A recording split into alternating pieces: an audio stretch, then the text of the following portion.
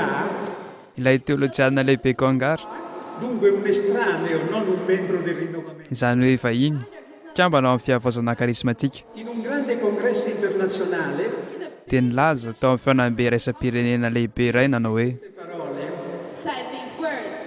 come diceva, non situare in questa corrente di grazia ahoana no tsy ametrahana tsy hanomezan-danja ny fiavozana karismatika ao anatin'izao tsoka-pahasoavana avy amin'ny fanamasina izao. esso si è diffuso in poco tempo come fuoco nella steppa. It has been Nianaka tao anatin'ny fotoana fohy toy ny afo mandoro-bozaka izy. in open fields. E lui diceva questo nel 1981 Tamin'ny taona 1980 izy no teny izany, e ancora diceva è ben più che una moda, ary nampiny hoe mihoatra noho ny lamaody izany. un aspetto che colpisce. Ny tena manona anay dia ny fiovana entiny eo amin'ny fiainan'ny olona, Esso cambia la vita della gente, manova ny fiainan'ny olona izany, cambia la vita della gente. It does. manova ny fiainan'ny olona izany. È vero o no? Marina izany satria La vostra vita è cambiata? niova ve ny fiainanareo? Anche la mia è cambiata, gloria di Dio. Ny akoho dia niova ho an'ny voninahitr'Andriamanitra.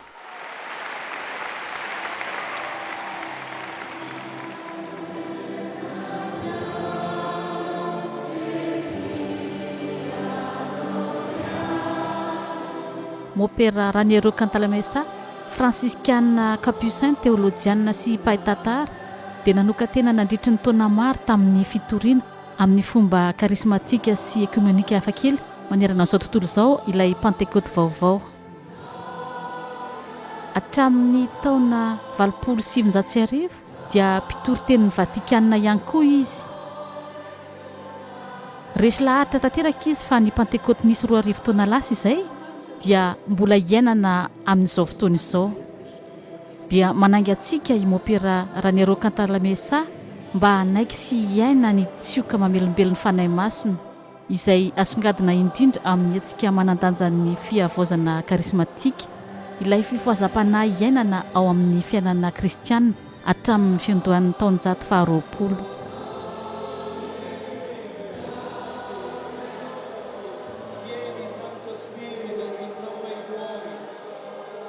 No tonga ny andron'ny pentecote dia tafangona tamin'io efitrano ihany ny mpino rehetra ary nisy feo avy any an-danitra tonga tampoka tahaka ny rivo mahery mifofofofo ka nanenika ny trano nitoeran'izy ireo. Ary nisy lelafo nitarenafo niseho tamin'ny mpivory ka nizarazara nipetrapetraka teny ambonin'ny tsirairay avy.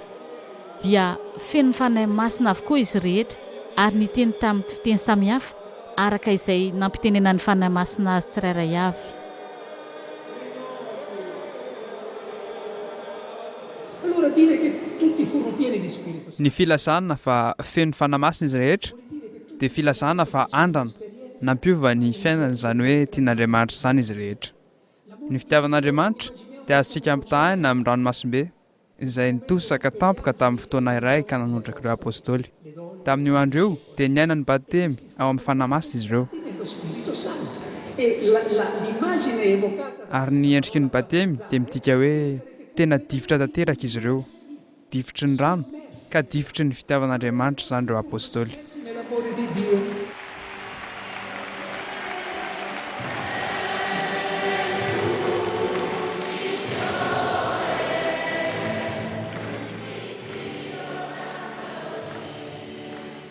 Vous personnellement, Ary ho anao manokana, ahoana no nahalalanao ny fiavonazana karismatika?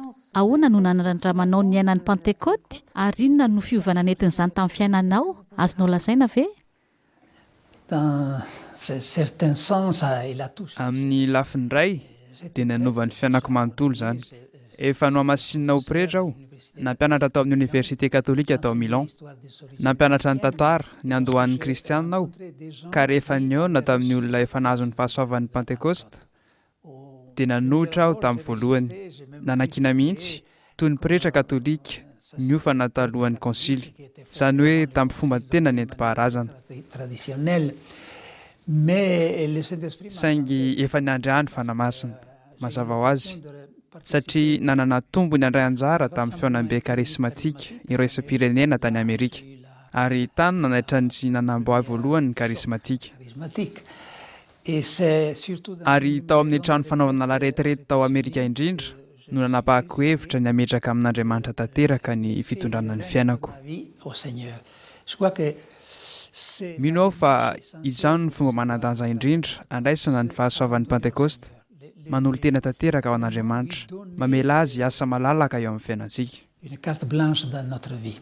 Et Ary nandray ny batemy ao amin'ny fanamasina aho, toy ny hoe tsy nisy zavatra niavaka sy nisongadina ny tranga nandritra ny lamesa. Fa andro vitsivitsy taoriana io dia tsikaritro fa nisy zavatra niova tamin'ny fiainako. changé dans ma vie. D'abord, lorsque j'ouvrais la Bible, Voalohany indrindra, rehefa nanokatra ny Baiboly aho, na ny boky famitianana ivavahana ny salamo, ny Baiboly dia tonga boky velona izay ny teny tampoko. Ny salamo sasany dia toy ny teny nosoratana ny andro mialoha ahy. avant pour moi. Donc j'ai découvert qu'un des Ka tena hitako fa ny vokatry ny fanamasina voalohany ho ahy dia ny Baiboly izay tonga velona izay tenenan'Andriamanitra ankehitriny. Dieu parle aujourd'hui. Un autre signe que quelque chose s'était changé, c'est Ary marika iray manambara fa nisy zavatra niova ihany koa rehefa namonjy ny fikambanana fransiskana Capucin misy ao Washington aho dia tsapako fa voasariky ny fiangonana aho. Izany hoe tonga filana ho any fivavahana fa tsy fahasarotana na sarika ahy un attrait. Et la prière ary niova amin'ny trinité ny fivavahana araka ny tena fomba kristianina. Izany hoe ny ray dia mandefatsika amin'ny zanaka, ny zanaka no miresaka antsika amin'ny ray ary ny tsirairay dia toa maika ny aneho antsika ny hafa. Izany ny hetsika mavitriky ny fitiavana. de l'amour.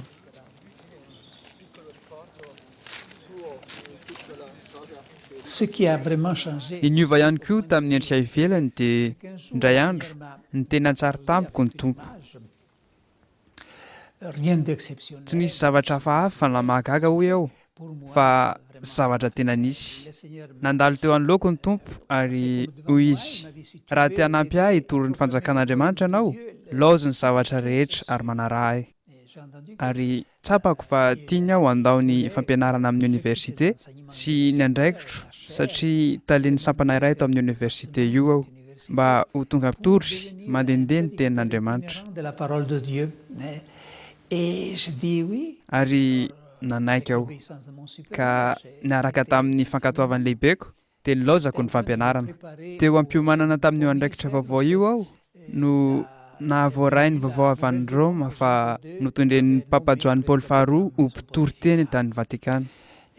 Les gens ne savent pas qu'est-ce que c'est. Tsy fantatry ny olona ny dikan'izany fa izany dia midika fa ny Papa sy ireo kardinaly ao Roma, ireo lehibe ny fikambanana masina isaka ny zoma maraina amin'ny fotoan'ny fiavian'ny tompo sy ny karemy dia tonga mba hiaino ny fandalinana omen'ny Capucin iray. Capucin. Nandritra ny 7 taona dia izao i Capucin io. C'est Capucin, c'est moi. Et voilà, ça a été Fahasoavana tsy nampiany izany. Nahafahako nampanakoako teo anivon'ny fiangonana ny fahasoavan'ny Pentekosta vaovao izay efa nifamoivoy tao amin'ny fiangonana ary nitory teny nikasika ny batemy ao amin'ny fanamasina mihitsy aho tao amin'ireo sampandraharaha tao Vatican. la curie romaine.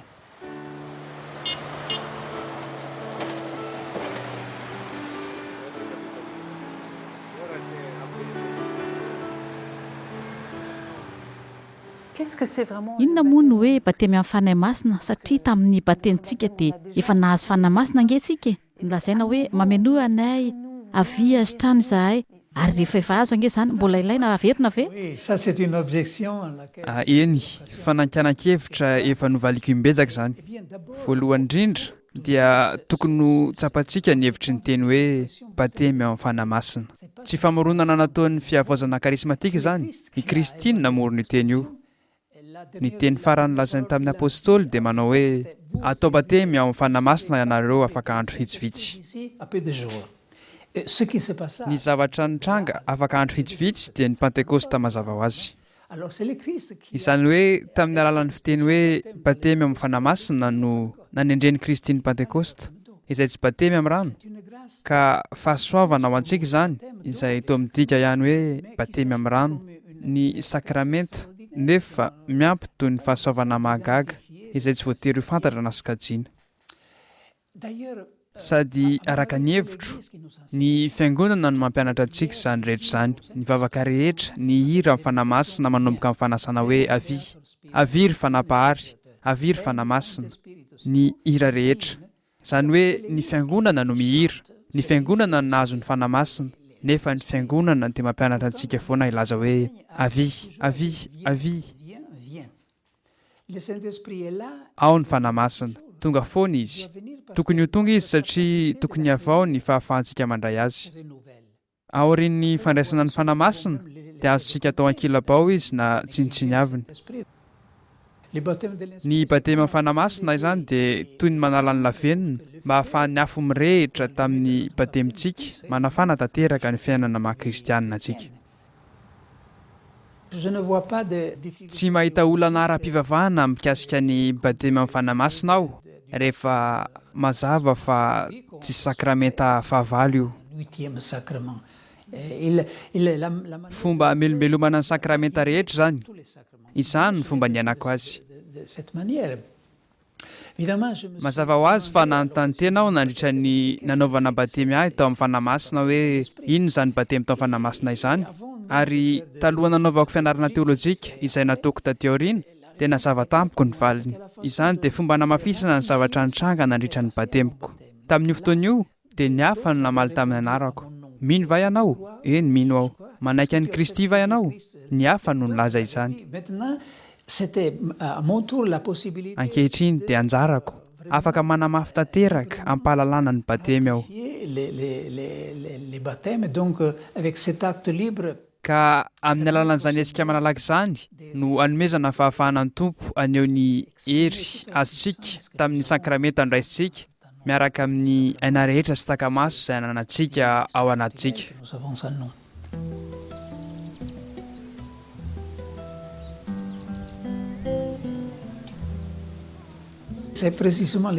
ny fanamasina indrindra no mamelona sy maha eo an'i Kristy raha tsy izany dia eritreritra teolojika fotsiny Kristy hevitra fitambarana hevitra maromaro ho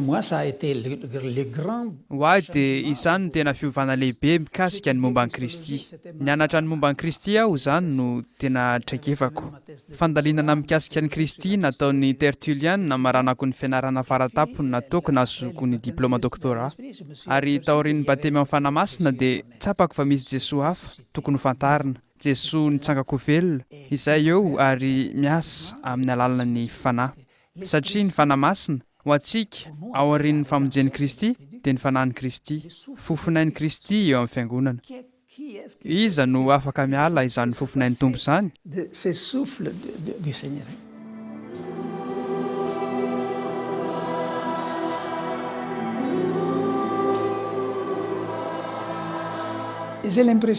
tsapako fa i Kristy dia mitady endrika vonona andray izany fofonainy izany hoy izy raiso ny fanamasina to miangavy izy to mitalao amintsika izy amin'ireo izay nohariny amin'ny fiangonany eny amin'ny fiangonany mihitsy mitalao ny fahafahana mampiray ny fanahy amintsika izy raiso ny fanamasina izany ka fangatahana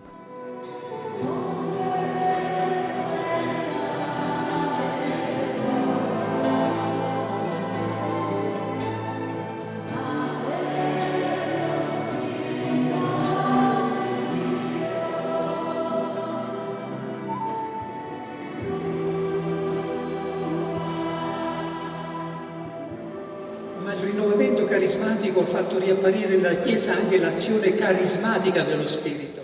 Ny fifohazam-panahy dia nanavao koa ny fiangonana tamin'ny asara-panahin'ny fanahy masina. Non solo quindi l'azione santificatrice trasformante, ma anche l'azione carismatica. Tsy ny asa makamasina sy manavao fotsiny, fa ny asa ara-panahy ihany koa. In questo senso il rinnovamento carismatico è stata la risposta di Dio alla preghiera di Giovanni XXIII. Amin'izany evana izany, ny fifohazam-panahy dia falimbavaky Jean 23 avy amin'Andriamanitra vavaka isin'ny Pentecote vaovao. È stato anche la risposta di Dio Famalian'Andriamanitra ihany koa a quello che la Chiesa aveva scritto nella Lumen Gentium 12. ny amin'izay nosoratan'ny fiangonana tao amin'ny Lumen Gentium 12. Lo Spirito Santo The Holy Spirit non solo attraverso i sacramenti e i ministeri, Manamasina ny fiangonana ny fanahy masina, tsy amin'ny sakramento sy ny asa ihany, ma anche distribuendo ogni sorta di carisma. fa amin'ny fitsinjarana karazana aingam-panahy. E questi carismi, essendo atti per l'edificazione della Chiesa, Ireny aingam-panahy ireny izay antoka ho amin'ny fanatevenana ny fiangonana devono essere accolti con gratitudine e consolazione. dia tokony ho raisina mpakasitrahana sy finoana. and with consolation. Quando parlo ai vescovi e ai preti spesso ricordo queste parole: dovrete ricevere i carismatici con gratitudine e consolazione. Rehefa miona amin'ireny eveka ny pretra aho dia matetika miteny azy ireo hoe tokony ho raisina mpakasitrahana sy finoana ireo entan'ny fanahy.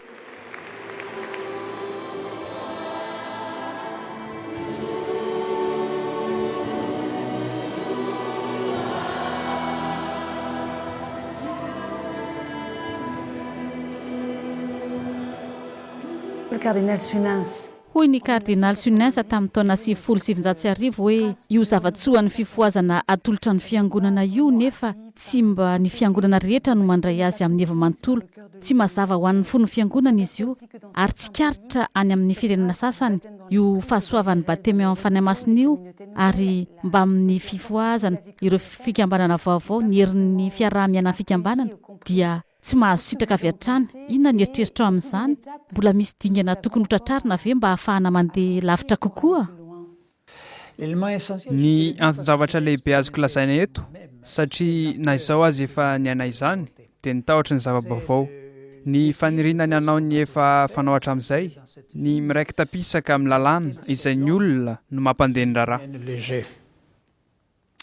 Ce que je ne comprends pas, Ny zavatra tena tsy azoko dia misy ireo tompon'andraikitry ny fiangonana no mitsara sy mandaha-pahabe maso ny fifoazana na dia maneho matetika ny fankatoavany azy ny Papa Paul fahaenina, Johanny Paul faharoa ary Benoît fahaenina ambin'ny folo. Ny fankahirezan'izy ireo, ny fitsaran'izy ireo mankasitraka ny amin'ny hetsika io sy ireo hetsika hafa eo anivon'ny fiangonana. mouvement et d'autres mouvements de l'Église.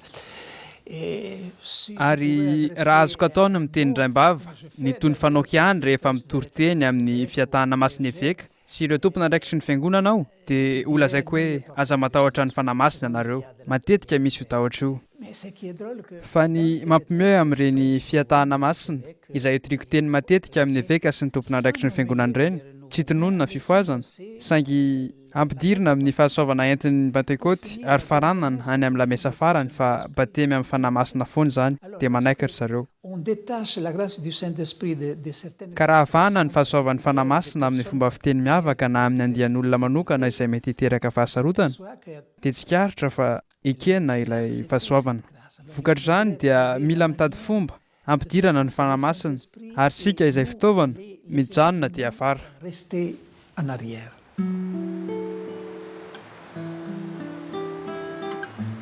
On voit que Hita fa ny fahasoavana avy amin'ny fanahy masina dia manosika antsika iray. il répand son Mitovy ny fomba anampahariahany ny fanahiny amin'ireo kristianina avy amin'ny fiangonana samihafa. conversion chrétienne.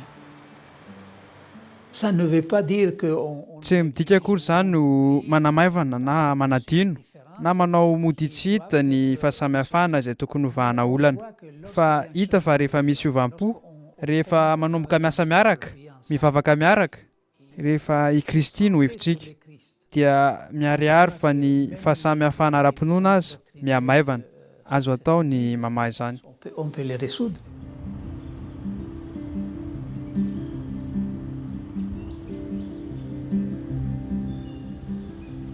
Ce souffle, en fait, nous délivre. Io tsioka io koa dia manafaka antsika amin'ny hotantsika amin'ny fisalasalantsika ohatran'ny hoe misy asa fandravana ary koa famoronana.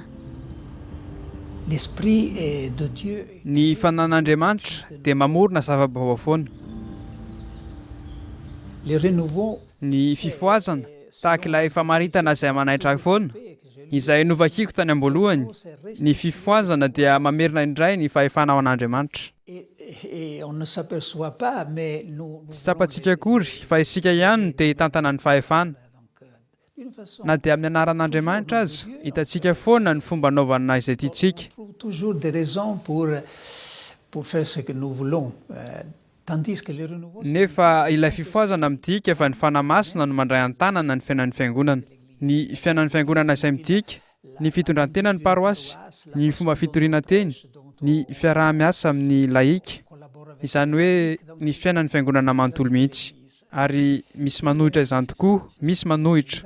il y a une résistance. Il faut mourir. Mila fahafatesana ny fanomezana ny fanamasina ny fitantanana, ny fahefana eo amin'ny fiainantsika amin'ny fanahin'i Kristy. Mila manafoana tanteraka ny fahefanananany. Izany no nolazain'i Kristy, mila mandan-tenantsika isika. Ary i Masin-Dapoly aza nilaza hoe tsy velona ho samy reretsony aho fa velona ho an'i Kristy. Pour le Seigneur. Mais paraît-il que ces passages de passer de Fa io fanovana ny fomba fiaina ho azy samy rery mankany amin'ny hoe miaina ho an'i Kristy io pour le Seigneur, no sarotra ho antsika. il paraît qu'il est assez difficile pour nous. C'est une porte étroite. ilay lalana tery dia tery. Eny, izany mihitsy. Voajanahary eo amin'ny olombelona ny mifikitra amin'ny fahaleovantenany. La venue du Saint-Esprit, Ny fahatongavan'ny fanamasina no manerantsika hiala amin'ny fahaleovantenantsika pour nous donner mba hanome antsika fahafahana izay mbola tena lalina kokoa. Fa mila miala amin'ilay fahafahana izay toy ny fanodevozan'ny fahotana, ny fitiavan-tena.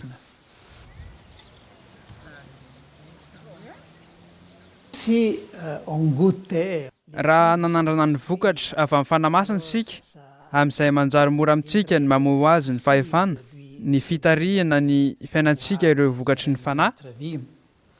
Parce que les fruits de l'esprit, Raha vao manome lalana azy hiasa eo amin'ny fiainantsika isika dia ny fitiavana, fiadanana ary hafaliana. Ireo zavatra ireo no tena katsahan'ny olombelona fatratra, ny fitiavana, ny fiadanana, ny hafaliana. la joie et l'expérience nous dit que c'est seulement Ary ny traikefa no milaza amintsika fa ao amin'ny fanahin'i Kristy ihany. Rehefa avelantsika hiditra ao amin'ny fiainantsika i Kristy, ny fomba fitenintsika hoe avela ho hiditra ny fanamasina, i Kristy eo amin'ny fiainantsika. la liberté entre.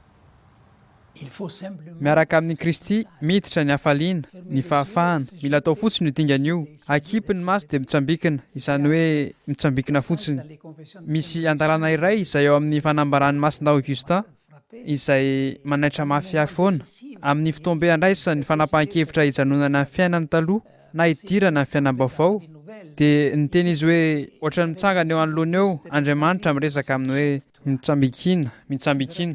Ho hitanao fa tsy hiemotra aho ka anjeranao andavaka, mitsambikina ianao. Fa mila kipy ny maso satria Masina Augustin teny hoe misy ny tsy hany lasa foana misarika azy hiverina manao hoe aza manao an'io ianao fa rehefa avy eo manjary avelanao daholo zatsy sy zaroa. renoncer à ça. Et heureusement, il Soa ihany fa nanana herim-po hitsoraka izy ary manana Masina Augustin ihany koa. Raha tsy izany, ny tombo ray indray ny mpanota ao amin'ny tantara. Manana fanilony ray fanampiny isika. plus.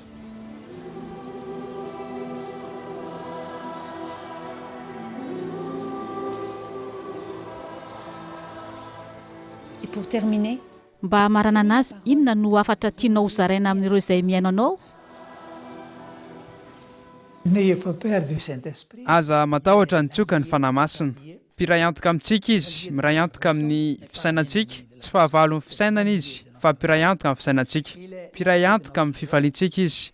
Fanahin'i Kristy izay te hiditra eo amin'ny fiainantsika mba hasambatra antsika. Pour nous rendre heureux.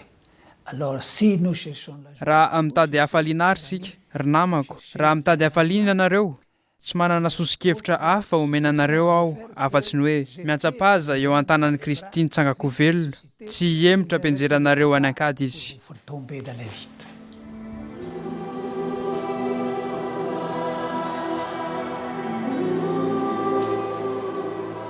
Amin'ity volana ity mba hiarahantsika mivavaka amin'ny mopera Raniero Cantalamessa, afaka mivavaka isika mba hahafantatra sy handalina ny batemy amin'ny fanahy masina ny fiangonantsika. Amin'izay dia hitombo amin'ny fiombonana izy ireo.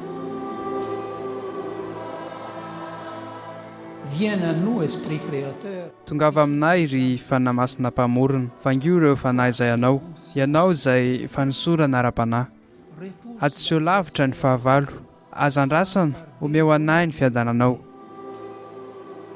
Fais-nous connaître ampahafantaro anay ny Andriamanitra ray ampahafantaro anay ny zanaka ary ino amin'ny fotoana rehetra izahay fa ianao no fanahy tokan'izy ireo et l'autre.